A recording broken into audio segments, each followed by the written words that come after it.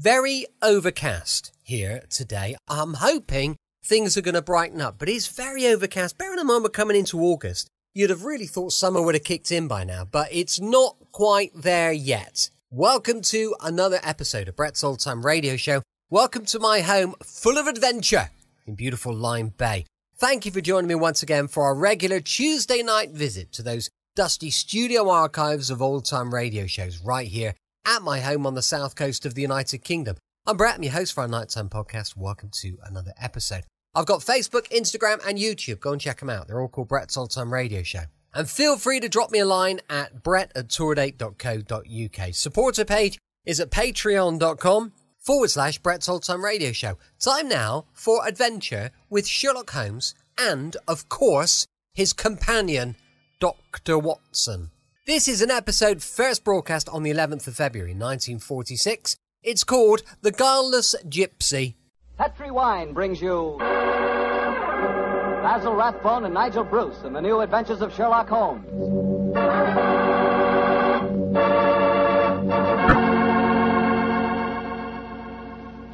The Petri family, a family that took time to bring you good wine, invite you to listen to Dr. Watson tell us another exciting adventure he shared with his old friend, that brilliant detective, Sherlock Holmes. And say, while you lend an ear to the good doctor, you'll get a lot of pleasure out of a glass of rich, ruby-red Petri California port. Just sit back and sip that Petri port leisurely. There's a wine that's just perfect after dinner. A wine that really goes with storytelling and conversation. Petri port is as rich in flavor as it is in color. And what a flavor. Full, hearty, and delicious. Well, I can't think of a better way to express your hospitality than to offer your friends a glass of good Petri port. Serve that Petri port alone, or serve it with fruit or nuts, or with cake or sandwiches. No matter how you serve it, you can serve that Petri port proudly. Because the name Petri is the proudest name in the history of American wine.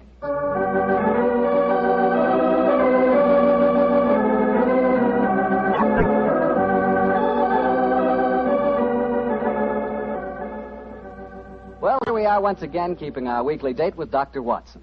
Good evening, Doctor. Good evening, Mr. Bartell. Come in and join me. As you see, the puppies have been keeping your chair warm for you. Here, shove them off. No, Doctor, I don't want to disturb them. They look much too comfortable. I'll sit over here, thanks. There's tobacco in the jar beside you, cigarettes in the box, and some excellent port on the sideboard, so make yourself at home. Thanks, Doctor. Are you all ready with tonight's new Sherlock Holmes adventure? Yes, Mr. Bartell, though I'm afraid after all these years, it's going to be a little hard for me to recapture for you the spirit of the story. Last week you told us that a band of gypsies played a prominent part in the adventure. Yes, they did indeed. And it was amid that colorful atmosphere that my story begins. It was in the autumn of 1890, and my old friend Sherlock Holmes had persuaded me to leave the comforts of my domestic fireside for a few days and to accompany him to the tiny village of Bragston-on-the-Marsh, in the heart of the Norfolk Fen district. What took Sherlock Holmes up there, Doctor? I'm afraid that at the time we left London, Mr. Bartell, he concealed his true purpose from me, saying only that he wanted friendly companionship and a strong right arm. Not until later did I learn that he was then on the track of one of the last clues that led to the confining of the Moriarty gang. But to get on with my story. We arrived at Bragston-on-the-Marsh and settled ourselves in the village inn. And after an early dinner, we strolled across the fields to the gypsy fair that was encamped nearby. It was a colorful sight, Mr. Bartell. Naphtha flares lighted a group of tents, and caravans dotted round the edge of the marsh. And as gold-earring gypsy girls told fortunes and danced, swarthy gypsy men played on their violins the haunting melodies of their ancestors. We watched the side shows for a few moments and then strolled towards the center of the gypsy encampment. It seems only like yesterday, Mr. Bartell, as Holmes turned to me and said...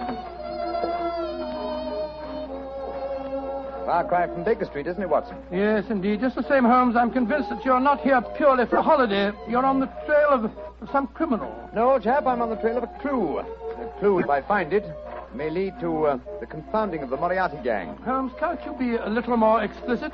After all, I left my wife and my practice without asking any questions. Surely now we're up here, you can let me know what's afoot. Very well, old fellow. I'm searching for a young gypsy by the name of Pyramus Hearn. He disappeared recently from London, and it's vital that I find him. I know that he can give me some essential information on our old enemy, Professor Moriarty. And you're expecting to find the gypsy here? I hope to get news of him, at least. His father, Jasper Hearn, is head of this particular encampment. Well, why don't you ask if you can see him? Just what I'm about to do, my dear fellow. Well, here comes the gypsy now. I'll ask him. All right. Oh, excuse me. You speak to me, Gorgio? Can you tell me where I may find Mr. Jasper Hearn? What you want with Jasper Hearn? I have a message for his son, Pyramus. That is different. Jasper Hearn stands in the booth yonder. He is the Timberlangro. Timberlangro? Yes, He's a gentleman engaged in an interesting exhibition of skill involving 3 thimbles and a pea. What our American cousins refer to, I understand, as the old shell game. Let's stroll over there, shall we, old fellow? If you would wish to talk to Jasper, it would be better to wait until he is finished. A Timberlangro needs all his wits about him. By Joe, look at that stunning girl in the tent over there. Who's she? Her that is penning the rice tuckering. That is Lydia Pentalangro. Excuse me, I shall tell Jasper to expect you later. I can't understand a word they say, Holmes. Penning the what? At last, my dear fellow, you can appreciate how I have felt at times. But at least their words are clear, even if the sense is not, to someone who is unfamiliar with the Romany language. I don't know why you keep hinting that I'm hard to understand. No one else ever complains of it. In any case, what does penning the thingamabob mean? Well, if I remember rightly, penning duckerin is telling fortunes. And from the sound of things, Lydia Pentalangro is not greatly pleased with the duckerin she pens. No more. Lydia can tell no more fortune. Come on, Watson. Let's see what the trouble is. What do you mean? You must finish it. But, Olive, my dear, if the young lady doesn't want to tell my fortune... Rubbish. You crossed her palm with silver. She's taking money under false pretenses. Here, I give you your silver back. Lydia has never taken money under false pretenses, nor has she told the future when she does not wish to. Goodbye to you. The insolence of these gypsies is intolerable. If I had my way, they'd be run out of the county. Now, my dear, don't get so excited. The poor girl's probably... Good evening. Major Treadgold, isn't it? Huh? I don't think I have the pleasure of your... Oh, dear me. It's Mr. Sherlock Holmes. Yes, sir. Well, bless my soul. Haven't seen you since that last meeting of the Geographical Society. Oh, I'd like you to meet my wife. How do you do, Mrs. Treadgold? How do you do? This is my friend, Dr. Watson. How do you do? And what brings you up to this part of England, Holmes? Are you hot on the trail of some desperate criminal? Dear me, no. Dr. Watson and I are taking a little holiday, and you and your wife? We live here in the manor house. Well, you're very lucky. It's a beautiful part of the country, Mrs. Treadgold. I hate it. I was born and brought up in London. I'm never really happy outside a city. Yes, Oliver's not one for the peace of the countryside, I'm afraid. Well, perhaps we'll get back there. It's a little difficult these days, you know. We've got the boy to consider. Boy? Your son, sir? My dead brother's son, Doctor. We have no children. My little nephew's only 4 years old, you see, and I'm his guardian as well as being executor of his estates up here. And so you can understand it would be difficult for us to get back to London. It's only difficult because you put the child's happiness before mine, Arthur. Oh, now, Olive, you know I have to watch his interest up here. After all, when he comes of age, he'll be one of the richest young men in Norfolk. Yes, and with money that should have come to us. In any case, Arthur, if we do have to live up here, I'd find it more tolerable if you'd keep this gypsy scum off the estate. You seem to have taken a violent dislike to the gypsies, Mrs. Treadgold. May I ask why? Oh, they persecute us. They steal our sheep, they break our windows, and just the other day they wantonly led our prize pig into the Bragstone quagmire and let the beast perish. Why should they single you out for persecution like this, do you suppose? Oh, I can't imagine. I've always tried to be nice to them. Too nice, Arthur. That's your trouble. Well, I have a very good reason for humoring them, my dear. You see, Holmes, I've always been afraid they may carry this feud so far that they'll even hurt the baby. Olive, my dear, I wonder if you'd go ahead and wait for me in the carriage. It's getting rather chilly. I'll join you in a moment. Very well, Arthur, but don't keep me waiting long. Good evening. Good evening. Good night, Mr. Treadgold. Let's stroll away from the camp, shall we? I've got something very important to tell you. Something I didn't like to say in front of Olive. The gypsies have threatened to kidnap our boy. How shocking. What form did their threat take, sir? This letter. I found it pinned on the frame of my dressing room mirror when I went up after dinner tonight. Let me see it, will you, please? Well, what does it say, Holmes? A Romany Rye... A Romany Rye? Won't take your insults forever, Major and Mrs. High and Mighty. Watch out for the Treadgold heir. The Bragstone quagmire would make a nice finishing school for him. Romany Rye? What's that mean? Well, it's their own term, meaning gypsy. Mr. Holmes, what shall I do? Major Treadgold, I should... Great heavens! That shot just missed me. Where the blazes it come from? I can't see a soul. They have come from behind any one of those caravans ahead of us. If you wanted direct evidence, gentlemen, this is it. That is the first open attempt on my life. Holmes, what extraordinary luck for me that you're in the neighborhood. I'll pay you any fee you name to handle this It business. seems to me that this is a job for the police. I don't want to go to them. Oh, why not, sir? Well, I'm afraid that these attacks may stem from some injustice to the gypsies committed by my late brother. If that were so, I wouldn't wish to expose the fact. I want this kept private. What do you say, Mr. Holmes? Very well, sir. I'll accept the case. It shall be kept private, and I promise to do everything in my power to protect the safety of the Treadgold heir. We are staying at the Rose and Crown in the village. Please get in touch with me if there should be any further developments.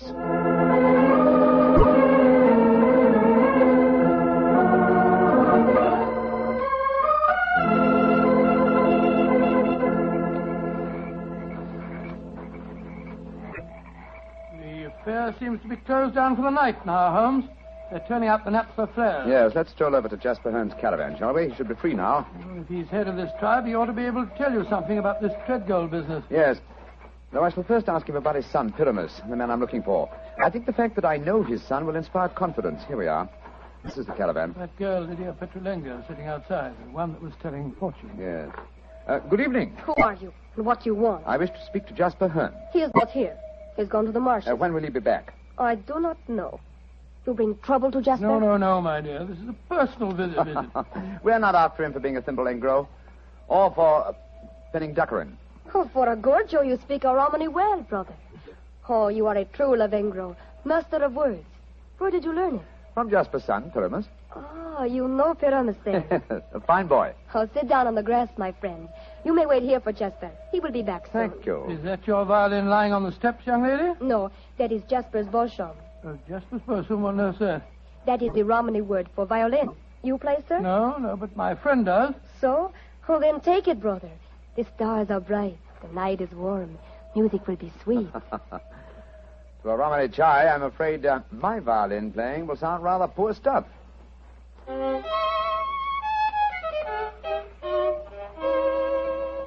Play on, brother.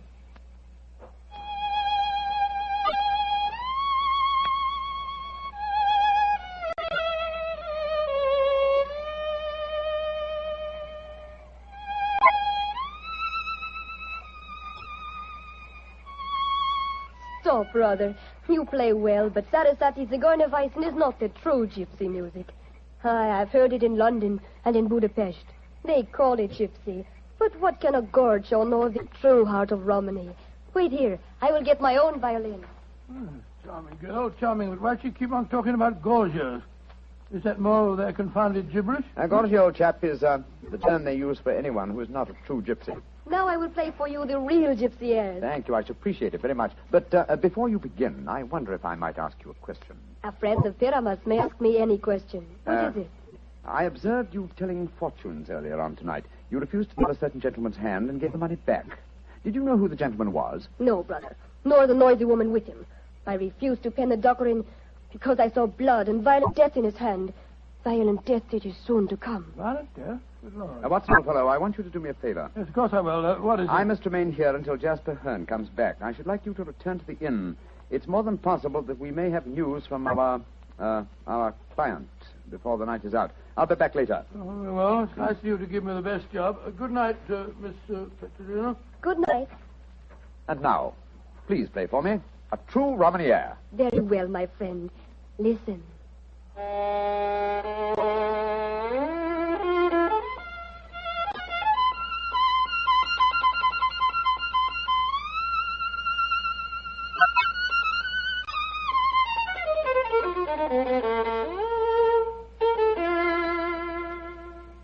Now you must play, brother. I shall make a true Boshemengro of you. Come, see if you can follow me.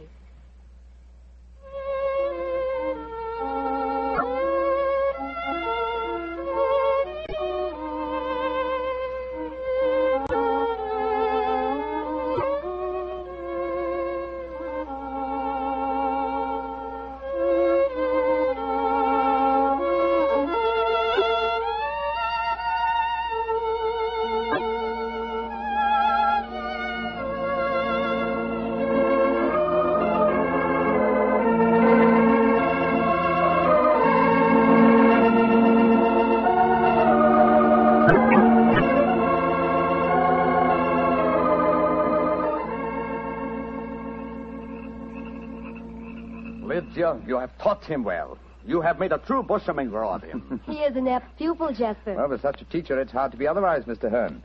That is, if one has a spark of music in one's soul. Call me Jasper, brother. You have spoken well of my son. You have talked wisely to me of things that I have not understood. Come, we shall drink wine together underneath the stars. I shall get glasses and a flagon. Jasper has taken a great fancy to your brother. And I to him. He's a fine man. Sherlock Holmes, Yes, Lydia? may I read your hand, brother?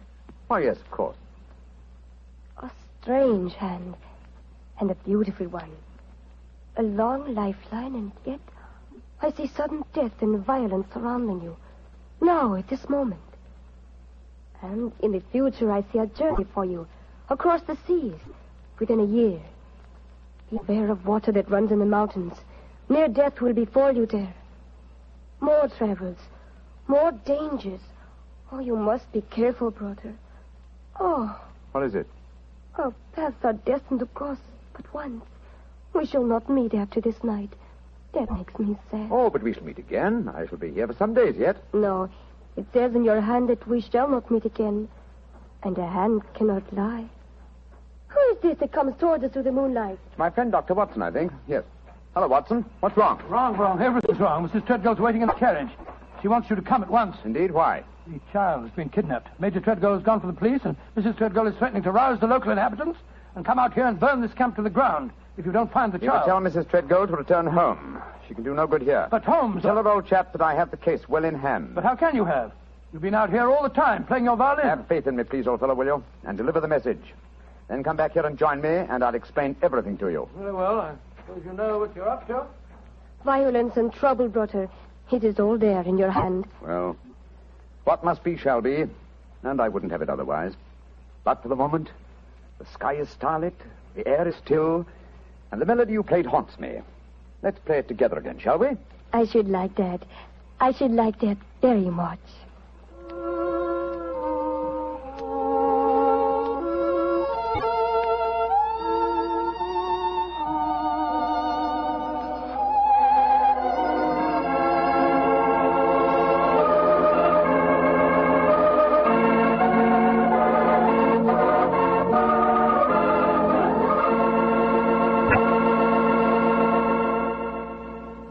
Dr. Watson will continue his story in just a few seconds, during which time I'd like to talk specifically to the ladies, if I may, and tell you about Petri California Muscatel.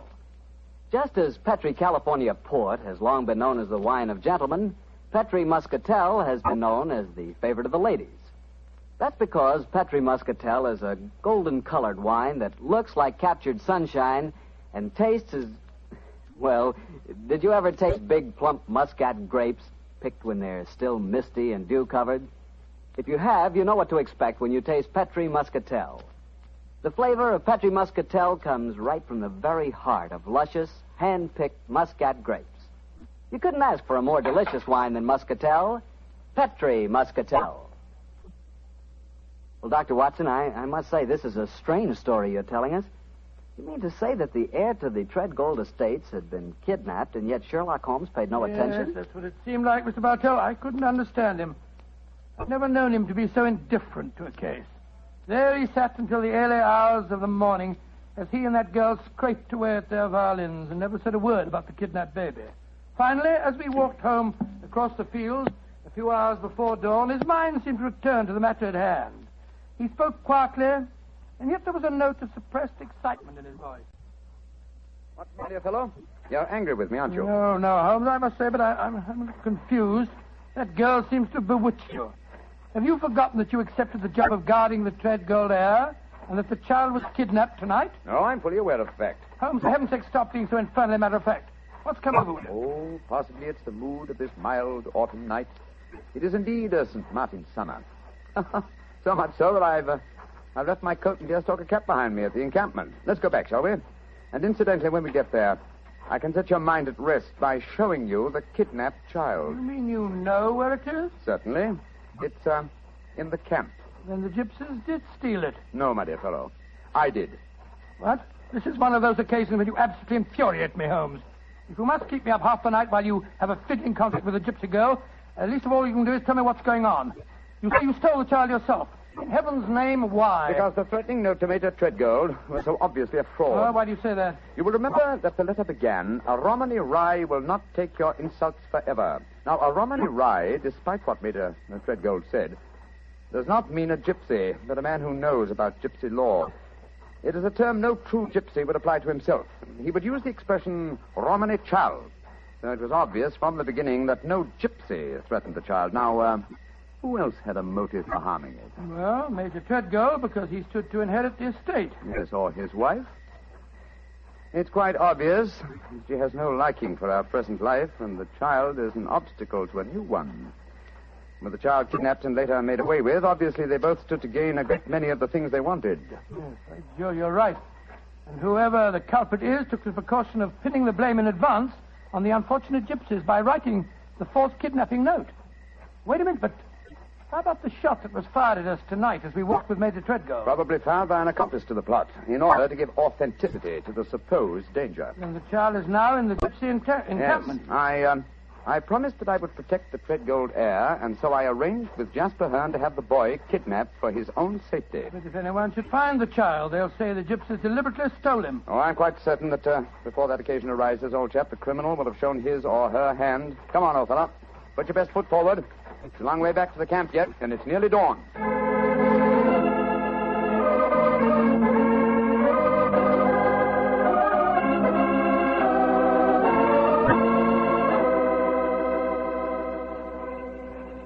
Come back, Butter. You wish to spend the remainder of the night in the encampment? No, thank you, Jasper. I just came back for my cap and coat. It was so warm tonight, and I forgot about them, and I started to walk home without them. I will find them for you. Oh, we found this message for you soon after you had left. It was pinned to the door of the caravan. I do not know how it got there.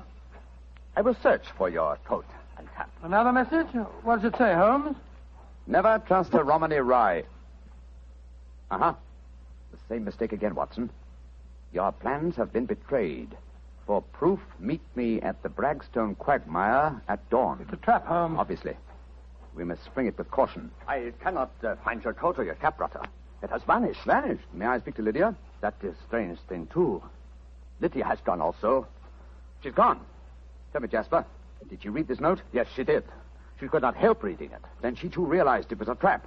She went out in my coat and deer-stalking hat to keep the appointment for me. Holmes, we must go after her. Jasper, call out the Romany Childs. There's a devil waiting to be caught in the Bragstone quagmire.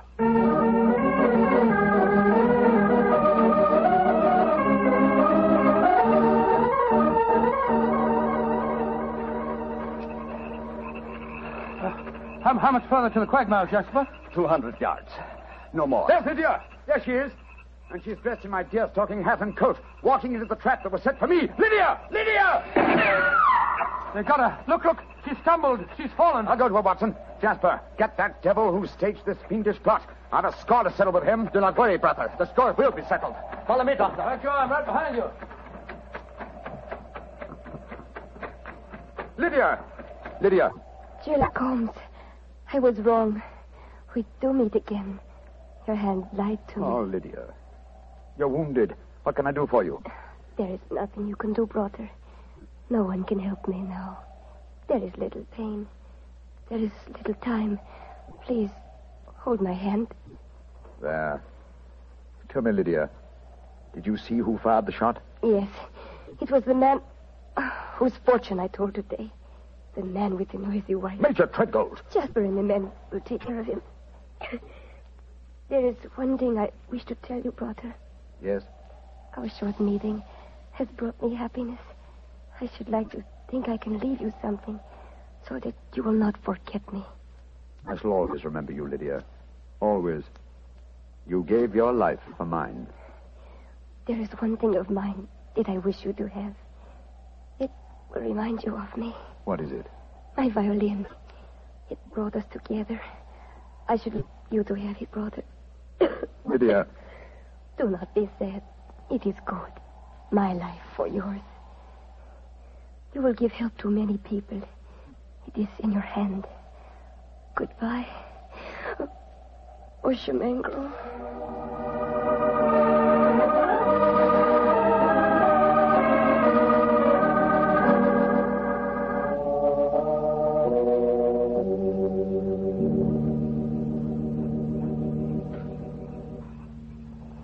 Holmes, it was dreadful. Dreadful. The gypsies surrounded Major Treadgold. They forced him back into the Bragston quagmire. I tried to pull him out, but I couldn't do it single-handed. I'm not sorry, Watson. Jasper, you know that Lydia is dead? Yes, I know it. The gypsies knew it, too. That is why you were single-handed, Doctor, in your attempts to save the murderer. No Romany child would raise a finger to help him. Yes, I can understand that, but great Scott, man, if you'd seen his face as the quaking mud sucked him under. Lydia's death was less dramatic, but equally moving, I assure you. Sherlock Holmes, I met you less than 5 hours ago. You have saved my tribe from a devilish plot that would have blackened their names. A plot that would have driven them from the countryside. What can I do in return? 2 things. First, tell me where I may reach your son, Pyramus. His address is in this sealed envelope, Brother. Thank you. What else may I do for you? As Lydia died, she willed me one gift for remembrance. And what was that gift, Brother? A violin. Of course. Here. Here it is. Huh. She told me I might become a true Boshamengro. Let's see if I can recapture the melody once more.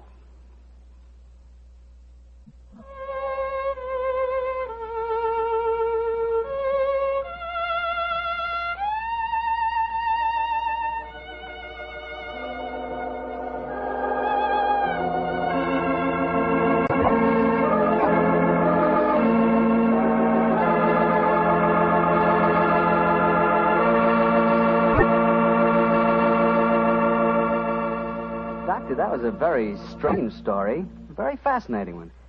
But tell me, do you really believe that gypsies can tell your fortune by reading the palm of your hand? Oh, frankly, I don't know, Mr. Bartell. Perhaps they can. Perhaps it's coincidence. And then again, maybe some gypsy women have a heightened sense of intuition. You know, a woman's intuition can be an extraordinary thing. Yeah, so my wife keeps telling me. Of course, I have a kind of intuition myself. Oh, really? Mm-hmm. Every time I see a bottle of wine with the name Petri on the label, my intuition tells me I'm going to like it. And I always do, too. Mr. Bartell, if ever I saw a man with a one-track mind, you're that man. Thank you, Doctor. As long as my one track is Petri, I can't miss. Because nobody can miss with Petri wine. What other wine has such tradition, such a story behind it? Petri wine is made by a family, the Petri family. They've owned and operated their own business ever since its inception, back in the 1800s. The Petri family has been making good wine for generations, and they've been handing on down in the family, from father to son, the fine art of turning luscious, sun-ripened grapes into fragrant, delicious wine. And that sure adds up to a lot of experience. You can just bet your last dollar that no matter what kind of wine you want, when you ask for a Petri wine, you're asking for good wine, because Petri took time to bring you good wine. Well, Dr. Watson, what story are you planning to tell us next week? Next week, Mr. Bartell, I'm going to tell you of a strange adventure that Sherlock Holmes and I had in the East End of London. It concerns 5 nephews, an eccentric will, and a dead man's watch that gave us the clue to murder.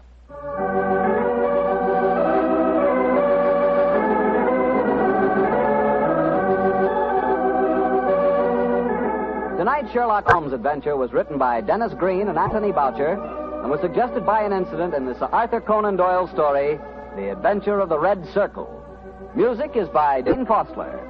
Mr. Rathbone appears through the courtesy of Metro-Goldwyn-Mayer, and Mr. Bruce through the courtesy of Universal Pictures.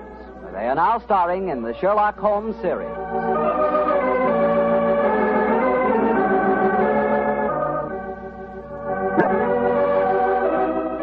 The Petri Wine Company of San Francisco, California, invites you to tune in again next week, same time, same station. Sherlock Holmes comes to you from our Hollywood studio.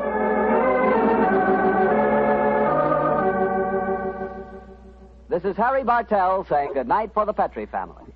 Welcome back. I hope you enjoyed Sherlock Holmes and Dr. Watson with their adventure for a Tuesday night. And don't forget, back to Egypt tomorrow for Rocky Jordan at 5 p.m. GMT. You can email me on brett@tourdate.co.uk, and you can follow us and give us a bit of support at patreon.com/Brett's Old Time Radio Show. Thanks for listening. I'll be with you 7 days a week, each and every week, and I'll see you tomorrow. Brett's Old Time Radio Show. Love you. Bye.